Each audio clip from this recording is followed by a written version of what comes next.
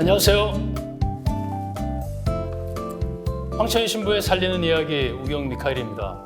김진영 바울라입니다. 진영 씨, 진영 씨는 이 나이듦에 대해서 어떻게 생각하십니까? 나이 들면 네. 제가 얼마 전에 찬양 가서 부른 노래가 있거든요. 그래요? 우리는 늙어가는 것이 아니라 조금씩 익어가는 겁니다. 아, 좋네요. 한 살 더 익었습니다. 맛있게. 익었어? 익었죠? 향긋하게. 아, 예. 아, 저도 아주 잘 잊고 싶습니다. 네. 네. 진한 향이 느껴지시죠? 아, 그러니까. 익는 거 아니에요? 아직 열매가 맺지도 않았는데 익었다고 그러니까. 오늘도 저희와 함께 하고 계신 황천희 신부님 함께 하고 계십니다. 신부님 안녕하세요. 네, 반갑습니다. 지난번에도 너무 좋은 말씀을 해주신 한 베로니카 교수님도 함께 오셨습니다. 네, 어서 오세요, 교수님. 네, 안녕하세요. 안녕하십니까? 네, 한서대학교 보건상담복지학과에 있는 한정란 베로니카 교수입니다. 저는 한국노인인력개발원 이사로 활동하고 있고요. 또 우리 교구에서는 서울대교구에서 노인사목연구위원으로 활동하고 있습니다. 반갑습니다. 네, 진짜 전문가시네. 네, 오늘은 어떤 또 전문적인 이야기를 들려줄지 오늘의 살리는 이야기도 기대가 됩니다. 신부님, 오늘은 어떤 살리는 이야기를 풀어주실 건가요? 예, 지난 시간에 우리가 인구 절벽, 저출생 교수님이 아주 좋은 이야기를 해주셨는데 그 인구 절벽하고 저출생하고 어떤 게 연관이 돼 있느냐면 고령화하고 연관이 돼 있어요. 네. 네. 오늘은 고령화 문제를 다루도록 하겠습니다.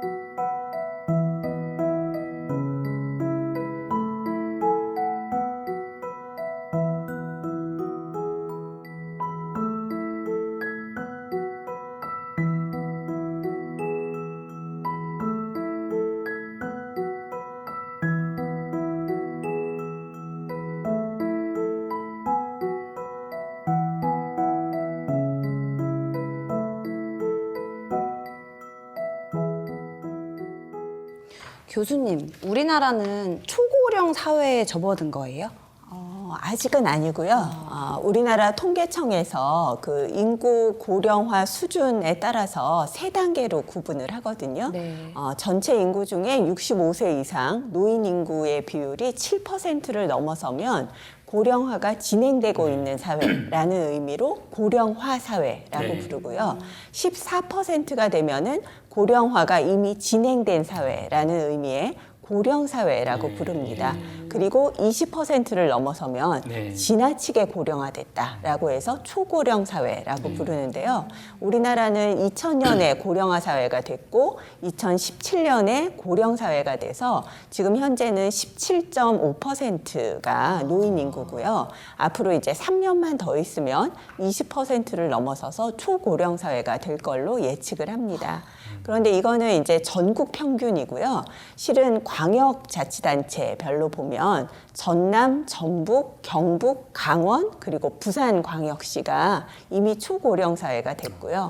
물론 뭐 작은 그 기초자치단체 수준에서 농어촌들은 많은 부분 이미 초고령 그렇죠. 사회 단계에 있습니다. 맞습니다.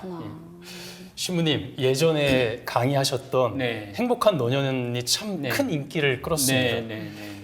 노년이 행복하다라는 것은 어떻게 보면 그 사회가 행복하다는 뜻인데 네. 그 말씀을 좀 해주십시오. 네. 우리나라가 이 노인들이 굉장히 불행하다고 생각을 해요. 노인 자살률이 세계에서 우리나라가 1위입니다. 네. 보통 미국보다 10배 더 많이 자살을 해요. 네. 10배 정도. 그런데 제가 뭐 유럽이나 미국에 가보면 또 프랑스 파리가 가장 인상적이었는데 프랑스 파리에 이렇게 가보면은 백화점에 그 쌍젤리제 거리 이런 데서 쇼핑하는 사람들은 다 노인들이에요. 그래요. 그럼요. 그 쌍젤리제 거리 나가 보면은 또 이 점심 때나 저녁 때, 심지어는 아침부터 아침 뭐 블랙퍼스트를 이제 시켜갖고 아침에 밥을 먹어요. 집에서 안 먹어요. 점심만 되면 와인을 시켜 한 잔을 시켜놓고 와인 한 잔 마시면서 지나가는 사람들 구경하고 부부가 서로 이야기 나누고 그리고 조금 있다가 또 백화점에 가고 이런 멋있는 봉투에다가 뭐 꾸 뭐 이런 것들 이런 게 좀 쇼핑하고 그러니까 우리나라 노인들이 상상도 할 수 없는 맞아요. 너무 다르네. 그럼 너무 달라요. 그래서 이 대한민국이 뭔가 이게 균형이 깨진 거죠. 네. 이 질서를 노인이 행복해야만이 아이들도 행복하고 젊은이들도 행복할 수밖에 없어요.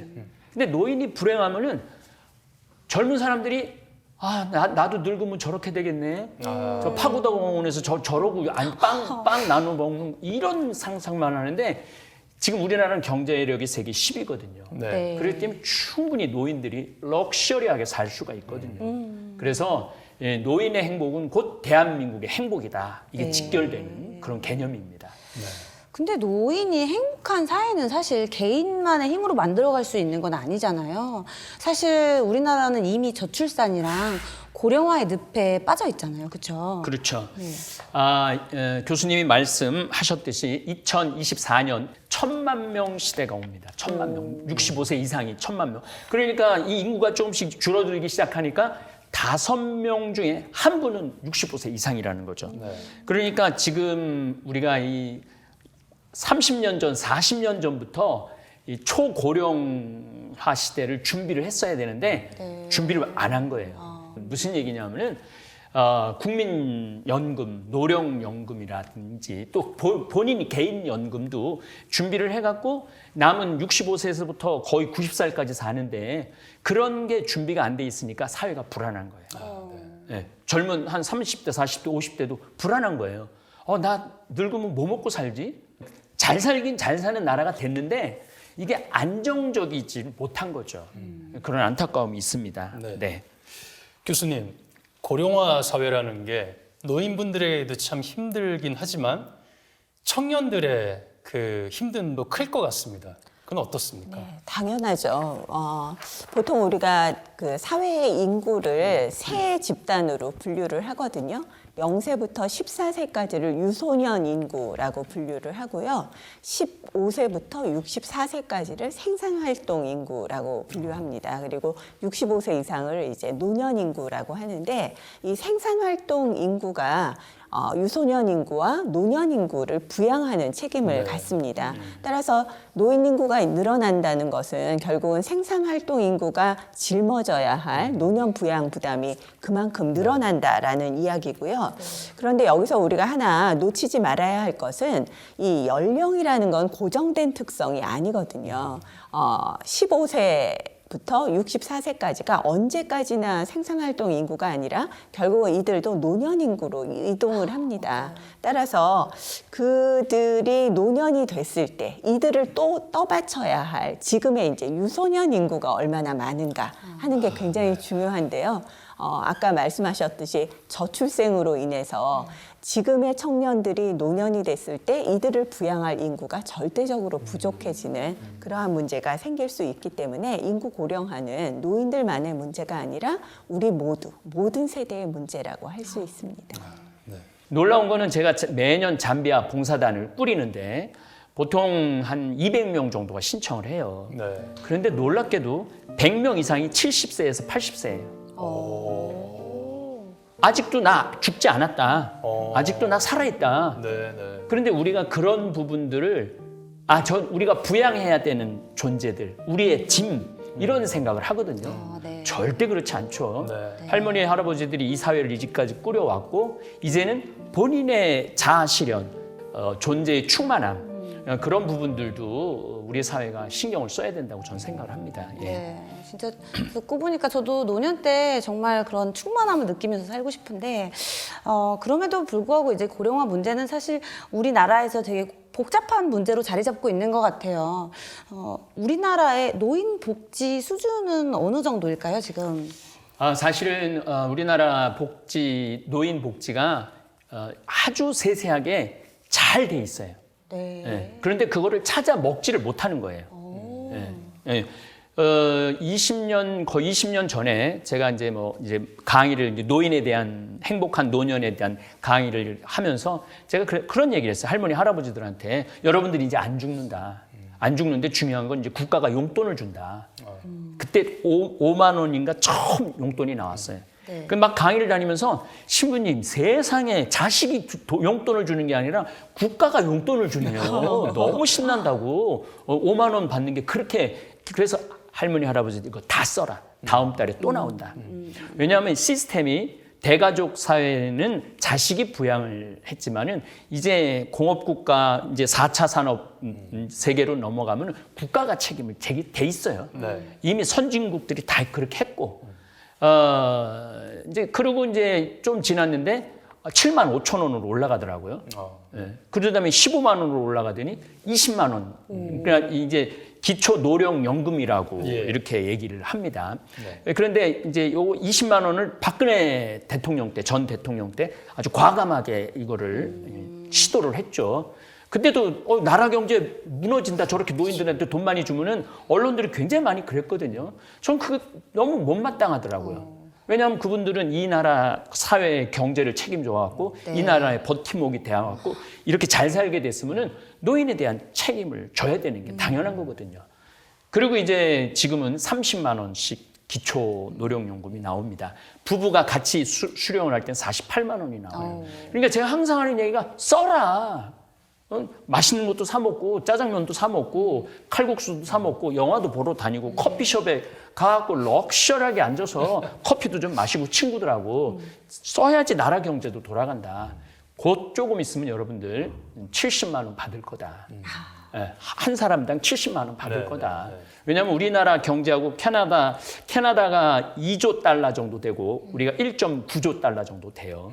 그런데 캐나다는 이미 한 10년, 15년 전부터 그때 이 생태마을에서 캐나다 우리 이 교포들이 와서 내 강의를 듣는데 캐나다는 100 한 30만 원을 준다. 기초 노령연금으로. 그랬더니 네. 딱 손을 들면서 신부님 제가 캐나다에서 왔습니다. 그러면서 143만 원 받는다는 거예요. 한국 돈으로. 벌써 10년 전에. 그러니까 260만 원을 이 노령연금을 받으니까 이분들은 걱정이 없는 거야.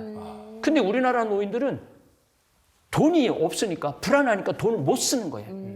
그러니까 맛있는 것도 못 사 먹으러 가고 그냥 방에서 전전긍긍하고 라면 끓여 먹고 아침에 한 거 점심에 또 김치찌개 데쳐서 먹고 저녁에 김치찌개 그거 졸여서 먹고 이렇게 사는데 이런 개념을 빨리 우리 사회가 없애야 돼요. 네. 나도 국가에서 용돈 나오니까 나도 럭셔리하게 우아하게 맛있는 것도 사 먹고 또 불안하지 않게 그렇게 난 살아갈 수 있다라는 개념을 빨리 언론이나 국가나 정부나 우리 교회가 그런 것들을 알려드려야 된다고 저는 생각을 해요. 네. 네. 이제 문제는 그 노인 계층 안에서도 너무 격차가 큰 문제. 뭐 기초연금이 정말 용돈의 하나가 되시는 어르신들도 계시지만 그것이 생계 수단이 되는 어르신들도 계시거든요. 그래서 제도가 없는 것이 아니라 이 제도를 어떻게 운영하는가의 문제이고요. 어떻게 그 욕구를 가진 대상자에게 정확하게 잘 전달되는가 하는 것이 굉장히 중요한 문제입니다. 특히나 이제 노인복지관이 각 지역마다 굉장히 많이 있어요. 전국에 그렇죠. 한 350개 정도의 노인복지관이 있는데요. 이 노인복지관에 가면은 다양한 서비스들이 있습니다. 근데 이제 문제는 다양한 서비스는 갖춰놨는데 그 서비스를 전달할 인력을 충분히 갖추지 못하고 있는 거죠. 헬스장도 있어, 헬스장. 그렇죠. 예, 뭐 건강 관리하기 위한 체력 단련실도 있고요. 심지어 뭐 이미용실도 있고요. 목욕탕도 갖추고 있는 노인복지관들이 많습니다. 그래서 다양한 서비스는 있지만 그것을 활용하려면 서비스 인력도 충분해야 하는데 이제 그런 것들이 제대로 안 되다 보니까 우리 어르신들이 편리하게 서비스를 이용하기 힘든 그런 부분들이 있습니다. 교수님, 이 고령화 사회가 되면서 정년 연장에 대한 얘기가 계속 나오고 있습니다. 그 부분은 어떻게 생각하십니까?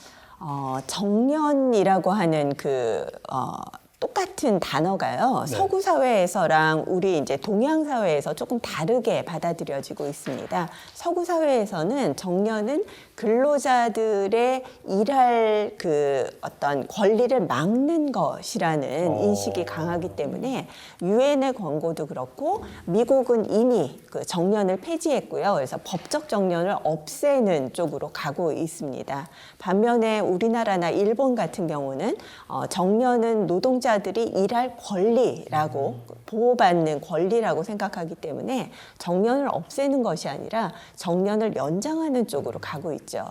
근데 재밌게도 그동안 이제 우리나라도 법적 정년이 많이 연장이 돼서 지금 현재 60세까지 연장이 되어 있는데요. 오히려 거꾸로 실제로 퇴직하는 연령을 보면 더 낮아졌습니다. 한 뭐 5년, 10년 전만 해도 54세 정도에 퇴직을 했는데 법적 정년은 57세에서 60세로 늘어났는데 실질 퇴직 연령은 51세로 줄어들었거든요. 이 이야기는 암만 정년이 있어봤자 실제 근로 현장에서 그것이 제대로 작동을 못하고 있다라는 거죠. 그래서 정년을 무조건 연장하는 것이 중요한 것이 아니라 고용 구조를 또 근로의 유연성을 키우는 것이 더 중요하고 퇴직 후에 소득 절벽이 일어나지 않도록 네네. 어떤 연금 제도의 확대나 그런 소득 보장을 위한 제도들이 좀 더 촘촘히 갖추어져야 할 필요가 있습니다. 네. 제가 아주 인상적인 순간이 한 번 있었는데 하와이에 강의를 갔었어요. 하와이에 강의를 갔는데 그때도 뭐 노인 얘기 제가 참 많이 하거든요. 하와이 강의를 갔는데 강의가 끝나고 한국 할머니 한 분이 딱 와서 신부님, 제가 나이가 75입니다. 근데 지금도 델타 항공사로 기억하는데 승무원을 하고 있습니다. 그래서 그 델타 항공사의 전설입니다, 제가. 와. 그리고 이게 지금 우리가 우리 교수님 말대로 미국이나 유럽 같은 데는 정년이 없어요. 네, 네. 그냥 할 수 있으면 그냥 끝까지 하는 거야. 그래갖고 뭐 서비스들도 이렇게 할아버지 할머니들이 완전히 보기에는 한 80 정도 돼 보이는데도 그 서비스를 하고 있단 말이야. 그다음에 뭐 데스크 앞에서 뭐 접수 받는 거라든가 이런 것들을 다 하세요. 네. 그리고 그런 것에 대해서 부끄러워하거나 창피하게 생각하지 않아요. 이 늙은 나이에 내가 이걸 지금 하고 앉아 있나 그러지를 않는다는 거예요. 그러니까 정년의 개념이 없는 거죠. 근데 이제 그 나라들은 그 정년이 따로 없지만 보통 연금을 수급할 수 있는 연령이 있어요. 그러니까 최저 연금 수급 연령이 있는데 그게 이제 한 63세 정도 되거든요. 그러니까 그 나이쯤 되면은 내가 일을 해서 근로소득을 받나 아니면 연금을 받나 차이가 없는 거죠. 그래서 자연적인 퇴직이 일어납니다. 근데 우리나라는 60세로 정년이 되어 있고 65세부터 연금을 받을 수 있지만 불안한 거죠. 그렇죠. 그 연금이 충분하지 않으니까 어떻게 하든 버텨서 70이 넘도록 경제활동을 할 수밖에 없는. 그래서 우리나라 노인들이 거의 웬만한 선진국 중에서는 가장 경제활동 참여율이 높습니다. 높다고 그러더라고요. 그렇구나. 예. 이 걱정이 있는 게 저 어떤 소문을 들었거든요. 국민연금 고갈 될 것이라는. 제가 제일 열받는 게 그거예요. 언론에서 국민연금 고갈될 것이다. 2056년 그때 되면은 우리나라 아무것도 없다. 연금이 거지가 된다. 파산된다. 네. 이런 얘기를 하는데 이거는 정말 언론이 절대 해서는 안 되는 이야기예요. 거짓말이에요. 거짓말이죠. 그래서 제가 하도 답답해서 통계를 하나 갖고 왔어요. 오, 네네. 여러분들 이제 우리 평화방송 이제 시청자들은 확실하게 좀 아시면 좋을 것 같아요. 2020년 우리나라 국민연금이 690조, 2021년 750조. 그리고 뭐 주식을 사거나 채권을 사거나 이렇게 해갖고 운영 수익이 얼마냐면 287조야. 그래서 이게 지금 누적 연금이 얼마냐면 959조예요. 그러니까 점점 고갈되는 게 아니라 경제가 앞으로 발전하고 투자 수익을 일으키고 운영을 잘하면은 그런 걱정할 필요가 없는 거예요. 그런데 언론에서는 왜냐하면 이 연금을 빨리 나눠줘야지 정상인데 빨리 안 나눠주고 싶은 거지. 네. 그래서 그런 부분에 있어서 제가 분노하는 거예요.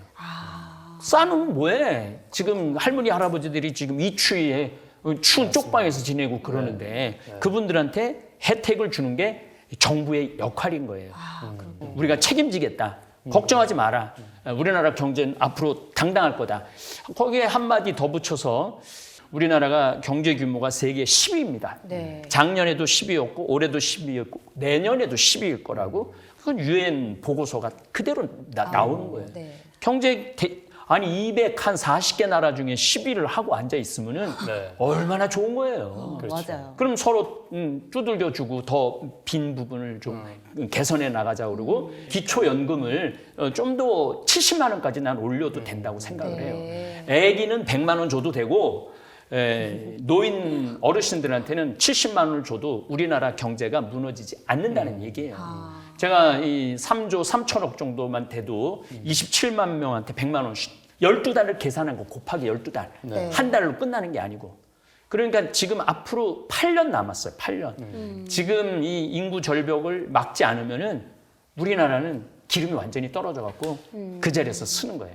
그러나 희망이 있기 때문에 제가 이렇게 얘기를 하는 거예요. 희망, 충분히 희망이 있는데 제도적 보완을 하고 개선을 하면은 우리나라 어르신들한테도 70만 원 정도면 두 분이 140만 원 정도면 자식들한테 손 안 걸려요. 그 정도면. 그러니까 걱정하지 마세요. 네, 불안 요소, 우리가 불안 요소를 없앨 수 있는 그런 마음을 주셔서 너무 감사합니다. 정말 선진국의 그런 어떤 혜택들이 고루고루 이렇게 퍼지지 못하는 그런 구조 속에 살고 있는데요. 교수님, 그 고령화 사회는 지난주 말씀하신 것처럼 이 청년 문제와 저출생의 문제와 너무 이렇게 딱 붙어 있는 것 같습니다. 어떻게 생각하십니까? 굉장히 관련이 깊죠. 저출생은 인구 고령화의 중요한 원인이면서 또 촉매제입니다. 사회가 발전하면 그만큼 이제 경제적으로 안정되고 또 보건의료 수준도 높아지고 해서 그렇죠. 노인 인구가 늘어나는 건 아주 자연스러운 변화거든요. 그런데 여기에 이제 저출생이라고 하는 갑작스러운 변수가 생기면 그 인구 고령화의 속도가 급격히 빨라집니다. 그렇죠. 그래서 우리나라는 초저출생이 계속 지속되면서 압축적 고령화를 경험하고 있거든요. 이 압축적 고령화가 가져오는 부작용은 뭔가 하면 서서히 준비하지 못하고 그 인구 구조에 맞춰서 사회를 변화시키고 어떤 대비들을 해야 되는데 그것이 안 된다는 것이거든요. 쓰나미처럼 오는 거죠. 쓰나미처럼. 예. 이제 프랑스 같은 경우는 인구 7%의 고령화에서 14%까지 이동하는데 126년이 걸렸습니다. 그런데 우리나라는 17년 만에 그 여정을 갈아치웠거든요. 그러다 보니 뭐 연금제도도 손볼 시간도 없었고 어떤 노인들 건강보험제도나 노인의 어떤 복지 혜택들을 촘촘히 갖추어야 되는데 그럴 만한 여유가 없었기 때문에 지금 여러 가지 부작용들이 나타나고 있습니다. 우리 평창 여기 요 동네만 얘기를 하면은 어르신들이 이제 보통 그 제일 젊은 사람이 65이에요. 우리 동네 제일 젊은 사람이. 그리고 대부분이 80, 뭐 85, 90. 얼마 전에 돌아가신 분이 93살인가 4살에 돌아가신 거예요. 그렇게 되면 이제 농사를 보면은 처음에 벼농사를 짓다가 그거를 갈아엎어요. 그러고 난 다음에 무슨 농사를 짓느냐? 인삼 농사를 져요. 손이 안 가는 농사를 자꾸 바뀌는 거예요. 인삼 농사. 그래서 이 하우스가 많아지면은 그 동네에 노인이 많은 거야. 네. 그렇게 점점 가면서 이제 더 이상 아무것도 못 하고 이제 우리 같은 생태마을 같은 젊은 이들한테 이제 밭을 빌려줘요. 그래서 우리가 지금 농사 짓는 거에 반 이상은 빌려서 농사를 져요. 근데 이제 중요한 건 이 친구들이 여기 우리 한 60명 되는 우리 직원들이 뭐 상추 농사도 짓고 고추 농사도 짓고 배추도 심고 따고 토마토 따고 또 무도 심고 따고 가지도 심고 따고 뭐 너무너무 재미난데 이렇게 젊은이들이 노인들의 빈 공간을 채워줘야 되는데 채워주는 아이들이 안 태어나는 거야. 그러니까 나라가 스톱이 되는 거죠. 나라가 스톱이 되는 쓰나미 같은 게 다가오는 거기 때문에 굉장한 지금 위기라고 나는 생각을 하는 거예요. 이 초고령 사회로 가면서 저출산은 심각한 문제가 되는 거죠. 그렇다면 신부님, 그 노인 빈곤, 이 노인 문제를 그럼 이 정부에서 이게 해결해 주는 것이 최선일까요? 그럼요. 이제는 국가가 책임지는 게 당연한 겁니다. 국가가 책임지는 게. 이미 유럽이나 뭐 미국 선진국들이 한 거의 100년 정도 전부터 이미 노인들을 연금에 대한 책임을 지기 시작했단 말이에요. 네. 우리나라는 지금 이거 시작한 지 한 법적으로는 40년 됐지만 실질적으로 돈을 지급하기 시작한 건 한 25년 전부터 지급을 하기 시작한 거거든요. 예. 그래서 저는 65세가 되면은 지금 다 폐교가 되었고 학교를 문 닫았잖아요. 네. 그거 다 열어야 된다는 거예요. 그래서 노인 초등학교를 줘야 된다고.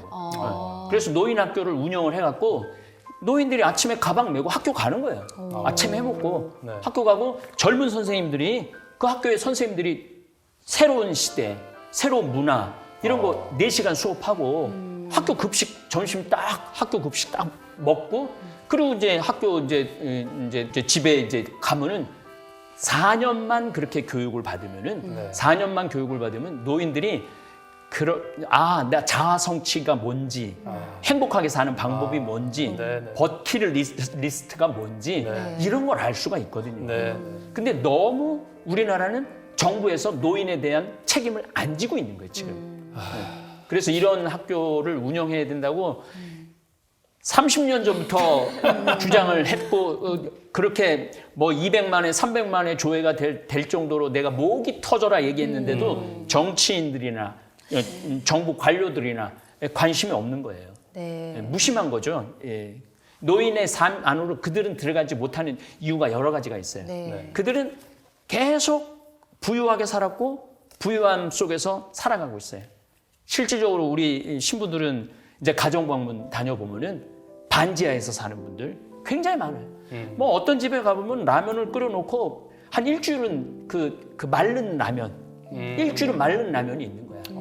예, 그리고 뭐 어떤 집은 뭐 김치찌개가 곰팡이가 들어있는 집도 있고 그런 노인들의 삶 안으로 들어가면은 이거 연금을 노인들한테 조금 더 줘야 되겠구나 이런 생각을 하는데 안 보면 모르는 거고 아우로 마인드라고 그들의 삶 속으로 들어가는 경우는 거의 없는 거예요. 그러니까 정책적 변화가 없는 거죠.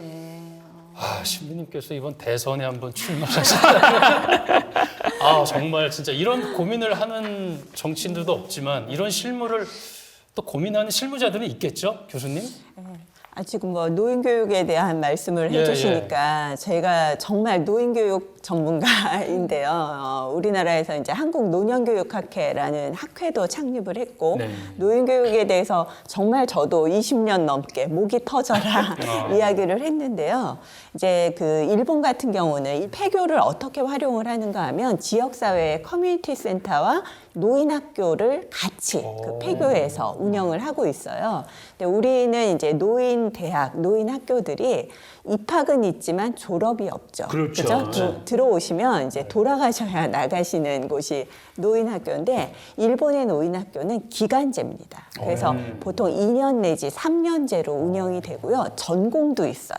학과를 가지고 있고 그렇죠, 맞습니다. 예, 뭐 미술이라든가 내가 음악이라든가 예술 전공을 하고 싶다, 지역사회 개발 전공을 하고 싶다, 뭐 체육 전공을 하고 싶다 그런 이제 전공을 정하고 들어가고요. 그래갖고 3년 동안 공부를 하면은 그 공부하는 과정에서 전공에 대한 수업도 하지만 사회봉사, 그렇죠. 사회공헌에 대한 맞아요. 그 교육이 굉장히 많아요. 그리고 졸업을 하고 나서 그분들이 지역사회에서 당연히 뭔가 졸업장도 주겠죠? 예, 지역사회에서 뭔가 활동을 하게 해요. 와. 그래서 그렇게 이제 그래. 노인 인구가 늘어난 만큼 그 노인 인구들을 사회에 공헌을 할 수 있는 인력으로 활용하는 것이 일본이거든요. 그래서 우리나라도 앞으로는 노인을 그냥 부양 부담으로만 떠안는 그렇죠. 것이 아니라 노인들이 정말 풍부한 삶의 경험을 가지고 그렇죠. 있으니까 맞습니다. 예. 그런 경험들을 이용하실 수 있도록 교육을 통해서 다시 이렇게 활용하는 것이 굉장히 중요하지 않을까 생각합니다. 우리 개인들의 노력도 필요할 것 같아요. 우리가 어른이 되기 위해서 보통 한 30년 가까이를 열심히 공부하잖아요. 아까 뭐 학원도 다니고 부모님 대학원까지도 밑에서도 다니고. 공부를 하고 학교 공부도 하고 하는데 그렇게 30년 열심히 공부한 걸 갖고 사회에 나가서 몇 년을 쓰는가 하면은 기껏해야 30년 써먹거든요. 그런데 그 30년이 끝나고 퇴직을 하고 보면 여전히 내 앞에는 30년의 또 남아있어. 삶이 남아 있습니다. 근데 그 30년을 위해서 그러면 우리가 무엇을 준비했는가? 국민들한테 물어봤더니 노후 준비를 하고 있다는 응답이 거의 한 70% 가까이 돼요. 그래서 무슨 준비를 하냐라고 다시 물었더니 연금 들고 있다. 이게 이제 준비의 전부이거든요. 근데 우리가 연금만 갖고 절대 30년을 살 수 없습니다. 그래서 다양한 그 노후를 위한 준비가 필요하고요. 요즘은 이제 노후라는 것도 사실 그 이전의 삶과 무관한 게 아니라 분리된 것이 아니라 연속적인 것이기 때문에 노후 준비라는 말보다도 생애 설계라는 말을 더 많이 사용하고 있어요. 그래서 전생에 걸친 준비가 필요하다. 노후까지 포함한. 그래서 그것을 위한 다양한 삶의 영역들을 미리미리 준비하는 그런 노력들이 필요하지 않을까 생각합니다. 그 제 동창 신부 중에 이기수 요아킴이라는 내가 아주 존경하는 신부가 있는데 사회복지 아직도 일을 하고 있어요. 사회복지를 하고 있는데 이 신부님이 이제 사회복지 시설을 잘 꾸미고 싶어갖고 하여튼 뭐 여러 나라를 다녔대요. 근데 스위스인가 어느 나라를 갔는데 그 마침 스위스 대사가 같이 이제 우리 교우였나 봐요. 이제 그 이제 시설을 보여주는데 어느 곳을 갔는데 커피숍이었나 봐요. 할머니들이 막 토론을 그렇게 하더래요. 한 80 정도 돼 보이는 할머니들이 토론을 그렇게 해갖고 같이 이제 커피를 마시면서 대사한테 물어봤대요. 저 지금 할머니들 무슨 얘기하는 거냐고 그랬더니 한 할머니는 모차르트 음악에 대해서 지금 얘기를 하고 있고 한 할머니는 뭐 헤겔에 대한 얘기를 하고 있고 한 할머니는 문학에 대한 얘기를 하고 있다는 거예요. 그래서 80인데 모차르트를 얘기하고 무슨 헤겔을 얘기하고 그런 토론을 하는 거예요. 그런 토론을 하니까 달라 보인다는 거야. 우리나라도 노인 학교를 다시 재운영을 해갖고 정말 그동안 못했던 문학 공부 제가 꼭 하고 싶은 공부 중에 하나가 문학 공부예요. 국문학과 들어가는 게 제 꿈 중에 하나예요. 그러셨어요? 네. 그래서 이제 나이를 먹는다는 거 아까 이거 간다고 얘기를 했는데 유엔에서는 지금 나이로 계산하지 말라는 거예요. 자꾸 나 70이야, 난 이제 늙었어 이렇게 생각하지 말라는 거예요. 0.7년을 곱하라는 거예요. 70이면 77이 49 49살이야. 49살이면 아직도 한참 활동도 하고 여긴 젊은 게 아니라 어려. 그러니까 이거 간다는 말은 잘못된 얘기예요. 그러니까. 네. 그래서 우리들은 지금 42살이야. 이 정확한 나이는 잘 모르겠는데 네, 그래서 지금 60대신 분들을 이제 난 노인이야. 난 이제 늙었어. 60이 뭐가 노인이야. 그렇죠. 60이면 42살밖에 안 된 거지. 완전 젊은이지. 그러니까 인생 계획을 그렇게 세우라는 거죠. 네. 네.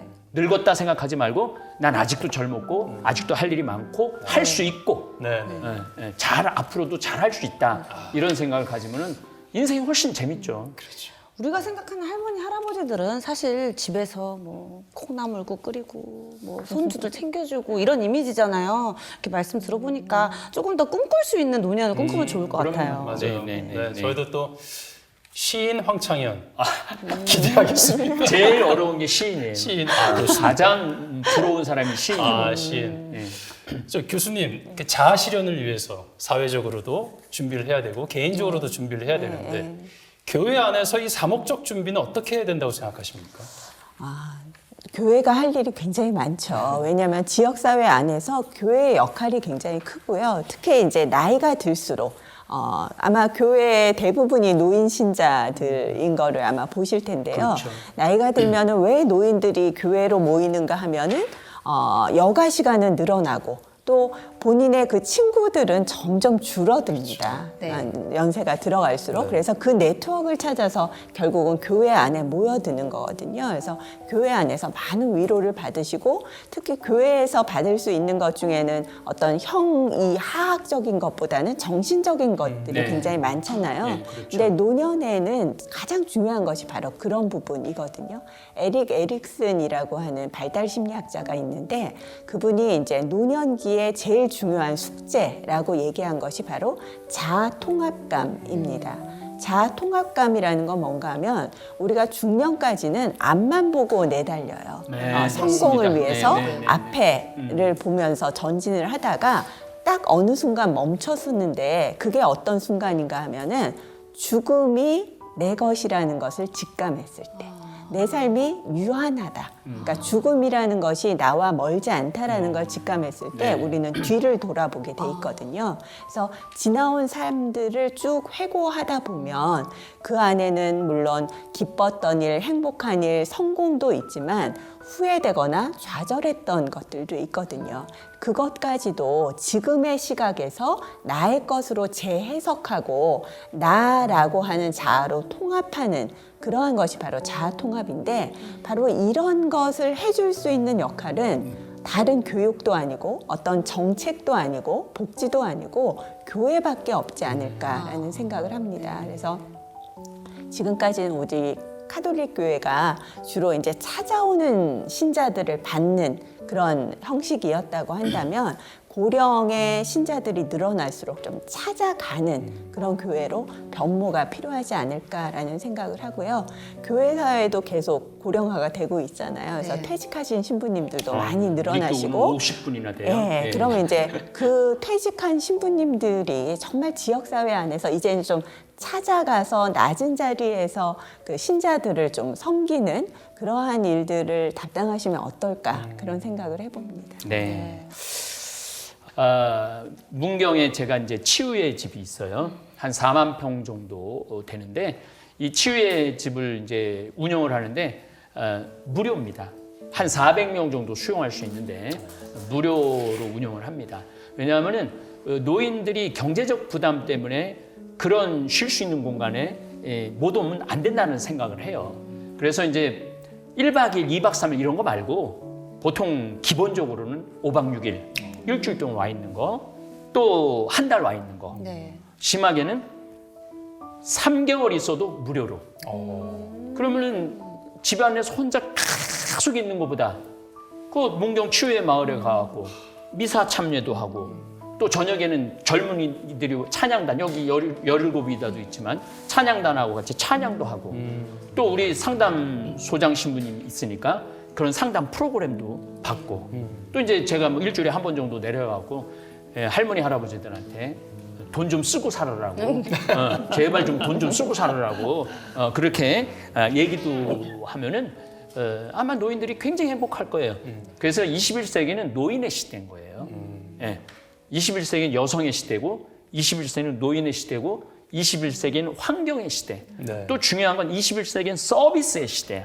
이 서비스를 누가 해야 되냐면 정부가 해야 된다는 거예요. 예산, 세금 받은 거 거기다 쌓아두지 말고 빨리 풀어내서 조금 더 여유로운 생활을 할 수 있도록 배려를 해줘야 된다는 거예요. 그래서 제가 이번 이제 대통령 선거가 이제 조금 있으면 치르게 될 텐데 여러분들이 정말 인구 절벽을 제대로 보는 후보, 그 다음에 노인에 대한 배려를 제대로 하는 후보, 이 두 문제를 아주 심층 깊게 분석할 줄 아는 후보를 여러분들이 선택하셔야 돼요.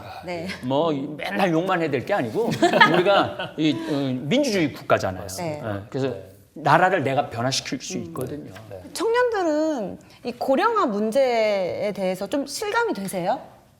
솔직히 그 고령화 문제에 대해서는 이렇게 심각한 거를 느끼지 못했던 것 같아요. 근데 이제 지금은 몸이 건강하고 힘내서 일을 할 수가 있지만 분명히 그때는 몸이 많이 쇠약해질 거고 힘들 텐데 내가 과연 돈을 벌 수 있을까 이런 생각이 드는 거예요. 그래서 내가 부동산을 해야 되나. 저도 그냥 막연한 꿈만 갖고 있었죠. 근데 지금 저희 아버지는 퇴직을 하시고 막 자격증 공부를 하고 이렇게 노후 대비를 하고 계시는데 저도 과연 그쪽으로 가는 게 그냥 가장 간단하고 행복한 길이 아닌가 하는 생각과 고민이 하고 있습니다. 이런 게 청년들의 지금 현실인 것 같아요. 사실 그 고령화 문제에 대해서 딱 와닿지 않는 그렇기 때문에 갑작스러운 고령화 문제를 이제 받아들일 준비가 안 되어 있는 거죠. 그죠? 그 아까 교수님께서 이제 말씀하시는 걸 들어봤을 때, 그러니까 지금 취업을 하고 그 동시에 이제 은퇴 이후의 삶을 사는 것을 이제 준비해야 된다고 이제 저는 이제 느꼈거든요. 이제 근데 지금으로서는 어떤 그 저금을 하거나 연금을 들거나 이제 그런 거밖에 없다고 생각하는데, 혹시 그 이외에 뭐 설계해야 할 것이 있는지 그런 게 좀 궁금합니다. 2015년에 노후준비지원법이라는 거를 제정을 했어요. 그래서 그 법에 보면은 국민연금공단에서 모든 국민들의 노후 준비를 지원하도록 되어 있고요. 그래서 이 방송을 보시는 시청자 여러분들도 아마 지역에서 이렇게 국민연금 지사에 방문을 해보시면은 노후 준비에 대한 진단과 상담을 받으실 수가 있어요. 근데 국민연금에서는 그 노후 준비에 대한 진단을 재무, 건강, 그리고 여가, 대인관계 이렇게 4영역으로 나눠서 하고 있거든요. 요거는 이제 가장 기본적인 거고요. 사실은 그 이외에도 굉장히 많이 필요한 것들이 있죠. 제가 이제 가장 중요하다고 생각하는 것 중에 하나는 바로 시간 관리에 대한 준비인데요. 우리가 태어나서 내 삶을 살지만 내 시간을 내 마음대로 살아본 기억이 있으실지 모르겠어요. 아마 태어나자마자부터는 부모님이 내 시간을 관리해 주셨고, 조금 더 자라서는 선생님이 관리를 해 주셨고, 좀 더 이제 어른이 돼서는 아마 직장에서 관리를 해주지 않으셨을까. 그리고 이제 퇴직을 하고 난 노후에 이르러서야 정말 24시간을 온전히 내가 분배하고 계획하고 관리를 해야 되기 때문에 우리는 그런 준비가 안 되어 있거든요. 그래서 시간 관리에 대한 준비도 필요하고요. 또 학습에 대한 준비도 필요합니다. 왜냐하면은 사회가 멈춰 있는 게 아니라 노년이 된다 그래서 사회가 그대로 머물러 있는 것이 아니라 사회는 끊임없이 변화하죠. 또 나도 점점 나이를 먹게 됩니다. 그래서 그런 이제 변화에 적응하기 위해서는 새로운 것들을 계속 학습을 해야 돼요. 또 뭐 여가 활동에 대한 준비도 필요하고, 또 자신의 어떤 정신적인 수양에 대한 준비도 필요하고, 그래서 노후 준비, 생애 설계는 한 분야가 아니라 굉장히 다양한 영역에 모든 것들을 함께 준비해야 한다라는 것이고요. 많은 분들이 그런 질문을 하세요. 언제부터 시작해야 되냐고. 그래서 뭐 퇴직 1년 전이냐, 5년 전이냐 이걸 물어보시는데, 가장 좋기는 취업과 동시에 시작하시는 게 정답입니다. 빠르면 빠를수록 좋습니다. 지금 하고 있어야 되네요. 준비하시면 되겠네요. 이제는 우리나라가 이제 이 제대로 된 시작을 하는 단계에 있는 거예요. 그래서 이번 새 정부는 한 단계 더 업그레이드를 좀 해갖고 우리 할머니 할아버지들이 행복한 나라에서 행복한 노년을 맞이하고 행복한 죽음을 맞이했으면 좋겠어요.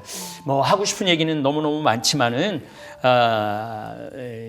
인구 절벽과 저출생과 우리나라의 잘못된 교육 경쟁, 그러면서 청년이 돼서 행복했던 순간이 없었기 때문에 결혼도 안 하려고 그러고 사랑도 안 하려고 그러고 무기력증에 빠지고, 그럼 나라 전체가 또 무기력증에 빠지는 거거든. 그래서 이런 이 인구 절벽과 노령화 문제를 제대로 인식하고 우리 사회가 전체적으로 개선해 나가자고 노력한다면 우리나라는 굉장히 희망이 많은 나라예요. 굉장히 희망적인 나라예요. 그래서 우리 지금 친구들이 전혀 이제 노인에 대한 생각을 안 해봤지만은 이번 시간을 통해서 나도 이제 노인이 되면 사실은 여행 다니는 게 제일 좋아요. 먹고 마시고 쓰는 게 제일 좋아. 먹고 마시고 노는 게 내 신조가 먹고 마시고 노는 거예요. 돈 벌려고 이 세상에 태어난 게 아니거든요. 그래서 우리 평화방송 시청하시는 많은 어르신들, 본인이 본인한테 잘해줘야 돼요. 남이 나한테 잘해주는 시대는 끝났어요. 자식이 나한테 효도하는 시대는 끝났어요. 그래, 내가 맛있는 거 먹고 싶은 게 내가 가서 사 먹어야 돼. 자식이 사줄 때까지 기다리면 죽을 때까지 못 먹어. 그러니까 내 인생의 주인공은 나다. 네. 2주에 걸쳐서 청년에 대한 미래, 고령화 사회에 대해서 나눠봤습니다. 청년과 노인, 이 두 문제는 제 문제이기도 합니다. 제 아이들에 대한 미래에 대한 문제이기도 하고 이제 저에 대한 문제이기도 합니다. 시청자 여러분, 신부님 말씀처럼 전 세대가 함께 이렇게 공존하는 그런 공동체 꾸릴 수 있도록 함께 기도하고 응원했으면 좋겠습니다. 저희는 다음 주에 다시 뵙도록 하겠습니다. 건강하시고 행복하십시오. 감사합니다. 감사합니다.